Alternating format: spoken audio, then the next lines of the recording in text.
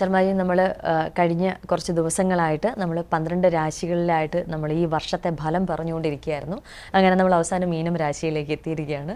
ഈ വർഷഫലത്തിൽ എല്ലാവർക്കും ഒരുപാട് ഗുണദോഷ സമ്മിശ്രമായ ഒരു കാലയളവ് തന്നെയായിരുന്നു അല്ലേ?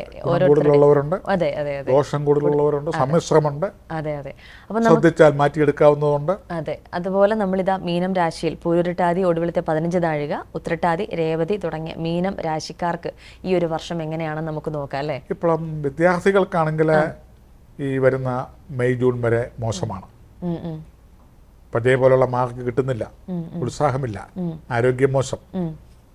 അതുപോലെ തന്നെ കുടുംബത്തിൽ പ്രശ്നങ്ങൾ, ആവക പ്രശ്നങ്ങൾ മനസ്സിൽ വെച്ചുകൊണ്ട് പഴയ പോലുള്ള പരീക്ഷ പഠനവേളകൾ മാർക്ക് കിട്ടുന്നില്ല. ആ ഒരു അവസ്ഥക്കൊക്കെ ഈ വർഷം ജൂൺ മുതൽ മാറ്റങ്ങൾ വരും. ഒരു നല്ലൊരു അയവ്, മാനസിക ടെൻഷൻ മാറുന്നു, പഠിത്തത്തിൽ മാർക്ക് കൂടുതൽ കിട്ടും, ലക്ഷ്യമിട്ട പഠനം കിട്ടും. ഇപ്പോൾ സെലക്ട് ചെയ്യുന്ന പഠനം മുന്നോട്ട് കുറച്ച് വർഷങ്ങൾ പ്രയോജനകരമായി തീരും. യാത്രകൾ ഉണ്ടാവും, പഠിക്കാൻ പോകാനായിട്ട് സ്കൂട്ടറോ ഒക്കെ കിട്ടും, അല്ലെങ്കിൽ കാർ മേടിച്ചു തരും രക്ഷകർത്താക്കൾ. പുതിയ കോളേജിലേക്ക് അഡ്മിഷൻ കിട്ടും, ലക്ഷ്യമിട്ട പഠനം കിട്ടും. വിദേശത്ത് പോയി ഉപരിപഠനം നടത്തണം, സ്റ്റേറ്റ് വിട്ട് ഉപരിപഠനം വേണം. അതുപോലെ തന്നെ ഏതെങ്കിലും UK ജോലിക്കൊക്കെ ഉദ്യോഗാർത്ഥികൾക്ക് പോകുന്നെങ്കിൽ 0.7 ഒക്കെ കിട്ടും.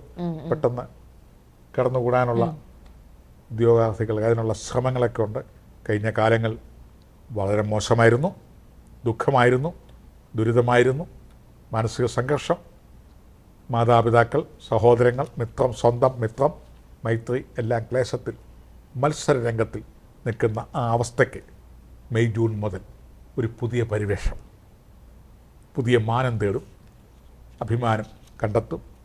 മാതാപിതാക്കളും സഹോദരങ്ങളും കുടുംബസ്ഥരുമായിട്ട് കൈകോർക്കുന്ന രംഗങ്ങൾ, കുടുംബത്തിൽ മംഗല്യ കർമ്മങ്ങളുണ്ടാവും.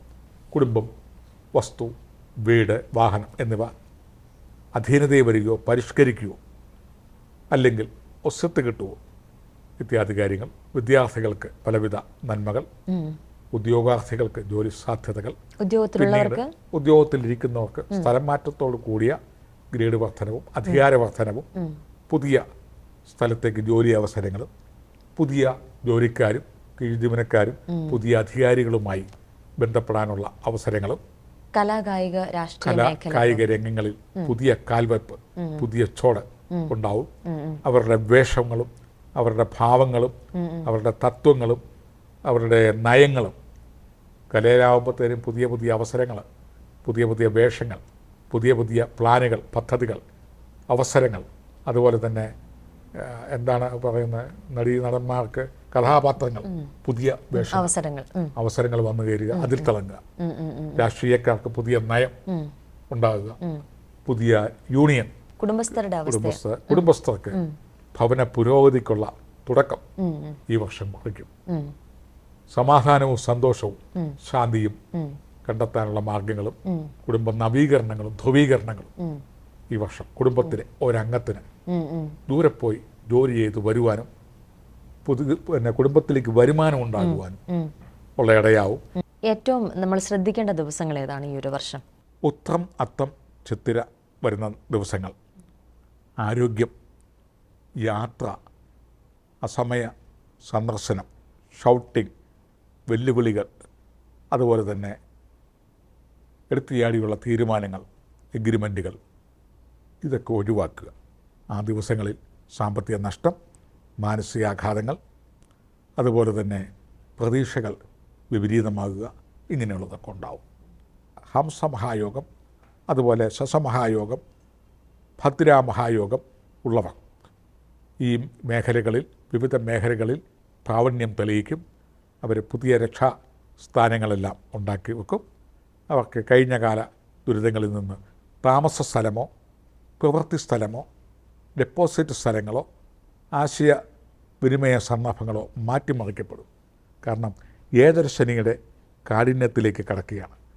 അതുകൊണ്ട് ഈ യോഗനിരകൾ കൊണ്ടെത്തിക്കുന്നത് കട്ടിലിൽ നിന്ന് മെത്തയിലേക്കായിരിക്കും. പക്ഷേ മാറ്റങ്ങളുണ്ടാവും. ആഹാര രീതികൾ, ദിനചര്യ രീതികൾ, താമസ രീതികൾ, അതുപോലെ തന്നെ ദാമ്പത്യ രീതികൾ, ഡെപ്പോസിറ്റുകൾ, വേഷഭൂഷണാദികൾ, സമ്പാദ്യങ്ങൾ, പ്രവർത്തന മേഖലകൾ എല്ലാം പരിഷ്കരിക്കാൻ എന്നുള്ള അവസ്ഥയ്ക്ക് വേണ്ടിയോ അല്ലെങ്കിൽ അത് യഥാർത്ഥമാക്കാൻ വേണ്ടിയോ താമസം, പ്രവർത്തന രംഗം, മാനസിക രംഗങ്ങൾ, കൊടുക്ക വാങ്ങലുകളെല്ലാം പുനഃപരിഷ്കരണ മാറ്റങ്ങളിലേക്ക് ത്വരിതഗതിയിൽ നീങ്ങും, പ്രത്യേകിച്ച് മെയ് മാസം മുതൽ.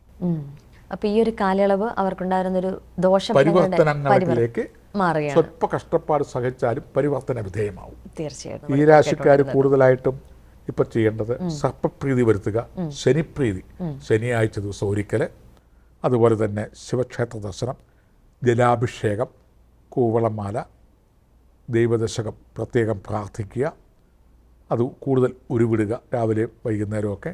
അതുപോലെ തന്നെ വിവിധ ആ ദിവസങ്ങളിൽ, പ്രത്യേകിച്ച് ശനിയാഴ്ച ദിവസങ്ങളിൽ കാരുണ്യ പ്രവർത്തനങ്ങൾ, ദാനധർമ്മങ്ങൾ, മരുന്ന്, വസ്ത്രം, ആഹാരം, ഉപദേശം, ശരീരം കൊണ്ടും മനസ്സുകൊണ്ടും ചെയ്യാവുന്ന ഗുണങ്ങൾ സാധുക്കൾക്ക് ചെയ്യുക. അതുപോലെ തന്നെ ഒരിക്കൽ എടുക്കാൻ പറ്റുമെങ്കിൽ ചെയ്യുക. അതുപോലെ തന്നെ മനസ്സറിഞ്ഞുള്ള ദാനധർമ്മങ്ങൾ ചെയ്യുക. ഇതെല്ലാം ഈ ഏഴരശനിയുടെ കാഠിന്യങ്ങൾക്ക് ശക്തി കുറയ്ക്കും.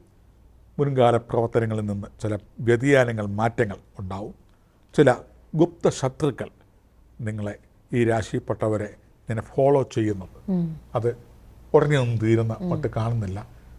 അധപ്പതനം നോക്കി ഫോളോ ചെയ്യുകയാണ്. അത് കരുതിയിരുന്നോളുക. കാരണം പിടി കിട്ടുകത്തില്ല, പക്ഷെ എന്നാലും കരുതിയിരിക്കണം. ശ്രദ്ധിക്കേണ്ട കാലയളവാണ്. കാലയളവാണ്.